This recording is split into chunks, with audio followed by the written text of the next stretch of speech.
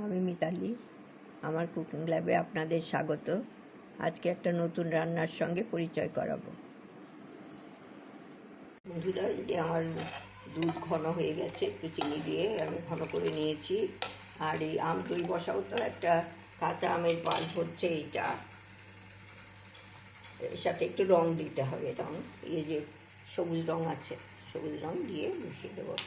আর এইটা পাকা আমের পাল্প, আর জল ঝরানো দই আছে, আরও আছে, এর সাথে মিশিয়ে আমি আপনাদের দেখিয়ে দিচ্ছি। এই পাকা আমের সাথে কোনো রং দিইনি আমি, কারণ ভালো রং আমার কাছে নেই ওটা এখনও। আর শুধু আমের পাল্প আর দই দিয়ে এই যে ফেটিয়ে নিচ্ছি, খুব ভালো করে ফেটিয়ে নিচ্ছি দইটা, জল ঝরানো দই দিয়ে। আর এইটার মধ্যে আমি একটু গ্রিন কালার দেখালাম, ওইটা দিয়েছি। আর কাঁচা আমের পাল্প দিয়েছি 2 চামচ, আর জল ঝরানো দই 4 চামচ। এইটা দিয়ে ভালো করে মিশিয়ে নিচ্ছি, নিয়ে তারপরে আপনাদের আমি দেখিয়ে দিচ্ছি। এরপরে যখন বসাচ্ছি আমি দেখি। এই যে আমি কাঁচা আমেরটার মধ্যে দুধ মিশিয়ে নিয়েছি, এখন ভালো করে ফেটিয়ে নেব। এই ভাতটার মধ্যেই আমি বসিয়ে দেবো, এইটার মধ্যেই আমি ভালো করে ফেটিয়ে নিচ্ছি। এটা ফেটিয়ে বসিয়ে দেবো আমি, বসাবার সময় আবার দেখিয়ে দেবো।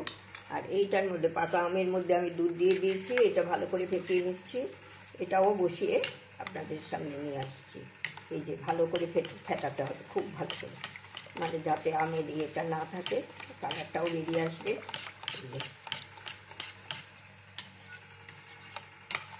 এরকম করে তারপরে আমি বসাবো যখন আপনাদের কাছে আপনাদের দেখিয়ে দেবো। এই যে প্রেশার কুকারে আমি বসিয়ে দিয়েছি এই হাঁড়িটা ফয়েল দিয়ে মুখটা আটকে একটা পাত্রের উপর বসিয়ে দিয়েছি। আর তার উপরে এই ঢাকনাটা দিয়ে দিলাম, তার উপরে এই যে রাইপ ম্যাঙ্গোর এইটা বসিয়ে দিলাম। এই যে হ্যাঁ, পাকা আমের যে দইটা করবো সেইটা পাত্রটা বসিয়ে দিলাম, এইটায় ঢাকা দিয়ে দিলাম। ঢাকা দিয়ে আমি এই প্রেশার কুকারের এই ঢাকনাটা লাগিয়ে দিলাম, ওয়েটটা দিইনি। তারপর আমি এটা জ্বালিয়ে দিচ্ছি, এই প্রেশার কুকারটা আমি অন করে দিচ্ছি।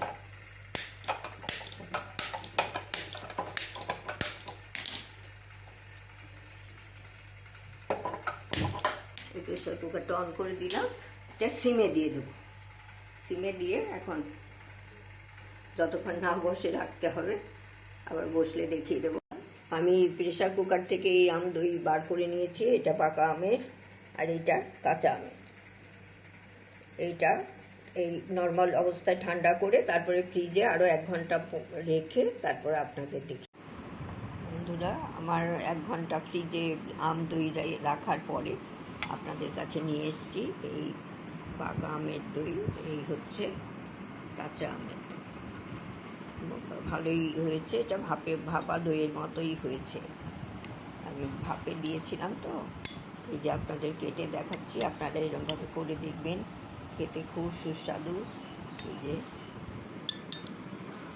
আর এটাকেও আমি 1 চামচ তুলে নিচ্ছি।